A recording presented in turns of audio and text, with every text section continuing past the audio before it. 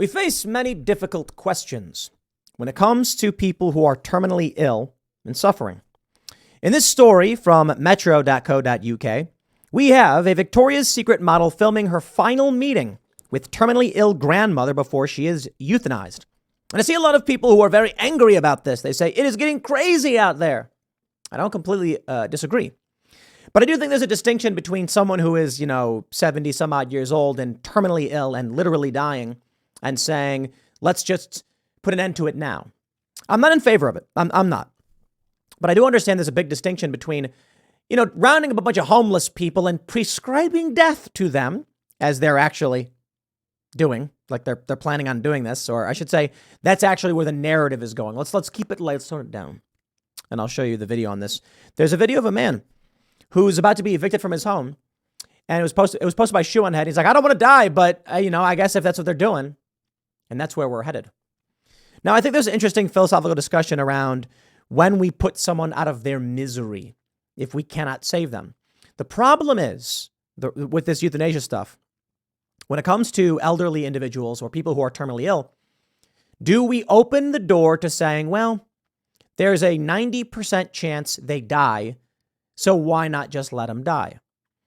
If there's an individual who is terminally ill, but there is an experimental procedure, if we are of the mind that we will always strive to save lives, then we will develop better technologies towards saving lives and take those risks, even if they don't play out. But if we open the door and say, you can just be euthanized, then the economic incentive will be, instead of trying to develop cures, just end their life. You see what I'm saying? I think in terms of medical advancement, we must not allow euthanasia. But I do think there is a big difference, again, between prescribing death to the homeless and having an elderly person dying say they'd like to just be done with it. Not that I agree with it. Here's the story from Metro. They say, over the past few days, 33-year-old Allie has been sharing powerful videos on social media in which her grandma, who is terminally ill with cancer, answers questions about her decision to seek euthanasia. In a video posted on TikTok on Friday, May 19th, Allie, who's based in Texas, said that the next day would be the last time she ever saw her grandmother, who flew to Canada on Saturday, meaning the videos the runway star shared with her fans were some of their last moments together. In one of her most recent Instagram videos, Allie asked her gran a range of questions about her decision to seek assisted suicide, from the ins and outs of the procedure to whether she'd prefer to have it carried out at home or in the hospital. Allie captioned her post, "I will treasure this conversation forever. To be honest, I was very resistant to euthanasia before she told me her decision. It felt unethical to me, but I've had my mind changed after hearing her reasons, and I'm so happy that she has the option available in Canada." Is this an American woman doing this? Because that's kind of freaky if that's true. How to live well and die well are codes, and she has given me the knowledge on both to the GOAT. The model was inundated with support, with one person writing beneath the clip, "Thanks for sharing this. I've never seen anything like this before. She's an amazing woman. Lots of love." Another added, "Thank you for sharing such a vulnerable experience to open up this conversation. Sending love to you and your family." All right, let me tell you exactly why I say no to this. Shoe on Head tweeted this out. "I personally think we don't talk enough about how evil and dystopian Canada's medical assistance in dying program is." She posted an image of a young woman saying, "Things my parents have had to come to terms with. Their child choosing medical assistance in dying." Well, it says medical assistance in, we assume it then says dying. She says, "Anyone who supports this is my enemy and is going straight to hell." Here's one article that I talked about the other day. 1/3 of Canadians fine with prescribing assisted suicide for homelessness. Then we have Paralympian claims Canada offered to euthanize her when she asked for a stair lift. Jeez. You see where this is going. When you have such severe treatment-resistant depression that even your doctor suggests MAID. And then this video. I'd like to play for you this video and have you listen. Amir Farsood has applied for medically assisted dying, known as MAID. He lives in constant agony due to a back injury, but has started the process for end of life because his rooming house is up for sale and he can't find anywhere else to live that he can afford. He barely survives on Ontario disability support payments, which are just over $1,200 a month. He doesn't want to die, but being homeless is not an option. I know in my present health condition I wouldn't survive it anyway. Farsood meets the criteria for MAID, physical suffering due to disability that cannot be relieved. His doctor, who knows Farsood's real reason for MAID is his fear of being homeless, signed off on the application in August. Farsood needs a second to do the same. There's a 90-day waiting period. He believes he could potentially access MAID in about a month.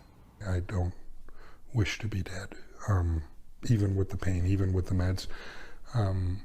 I still want to be here.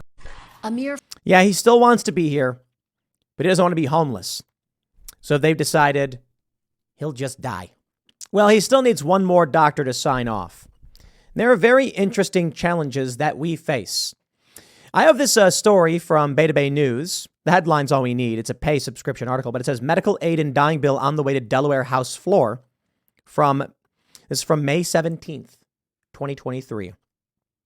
We are knocking at the door to medical assistance in dying, suicide booths, effectively, in this country. And so there's a lot of questions. The reason why I say no to the elderly flying to Canada to do this is that it opens the door to a lot of bad things. To reiterate, just to make sure I'll get the point across, and you probably get it, but the capitalist economic incentive of not allowing people to die means that we advance technologies. We say it's very expensive to try and save this person, but we're going to do it anyway.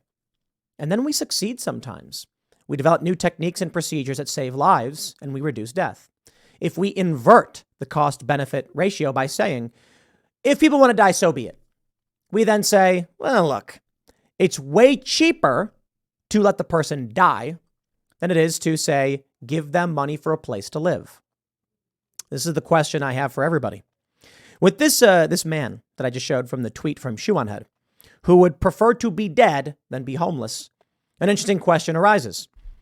Would you be willing to pay money to home a homeless person if that meant it would keep them alive? I don't think most people would. I think when presented with reality, we end up in a limbo, which is a lot worse.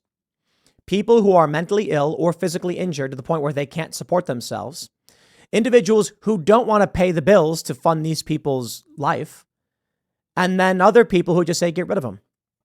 What do? Do we set aside tax dollars to provide free housing for all of these homeless people? And there's a lot of them. Or do we ignore them and let them just live on the street and slowly waste away? You see where that goes?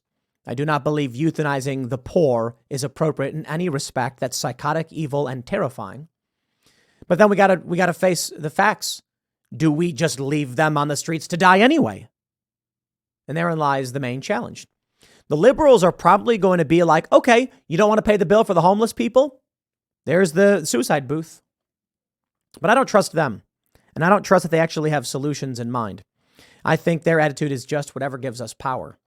And right now, you've got a massively exploding homeless population, and you've got a left that seems to be okay with killing them because who wants poor people, I guess?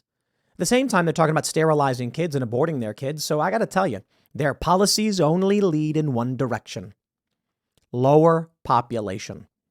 So while many people say that they believe there's a grand conspiracy to reduce population of planet Earth, I think that the reality is, it doesn't matter if there is or there isn't. The policies being enacted by the left, by liberals, will result in less human beings, be it the sterilization of children and adults, the abortion of babies, and the medical assistance in dying of anybody. Someone who's depressed, someone who's got back pain, someone who's poor, or someone who's old. Now, I've talked about the age thing. And I'm like, if you've been alive for 80 years, you can't walk, and you're struggling, I understand why you might be like, look, man, I just can't do this anymore. And your life is being artificially prolonged and you're just suffering. Okay. The reason I'm not in favor of it simply is because it opens the door to all of this insanity that we're seeing. I am not morally opposed to someone who is dying saying, I just want to die, that I get. If you know, I think we give animals more of a mercy than some humans. You see an animal with a broken leg and put it out of its misery. And my attitude is like, do you really have to kill the horse because it broke its leg? And well, the reality is yes. So they say. I think I was reading that horses can survive with 3 legs, but it's just incredibly difficult for them. Their legs never heal properly, and so it's just the horse becomes sickly, and then it lays down, and then there's a lot of problems with that. So we put it out of its misery. What if we're talking about someone who's 78 years old with terminal bone cancer or something? They can't walk. They're in constant pain. They're on a morphine drip nonstop.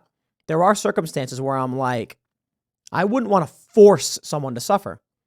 The problem is once you give into that, you open the door to all of the evil that comes with it. So I'm sorry.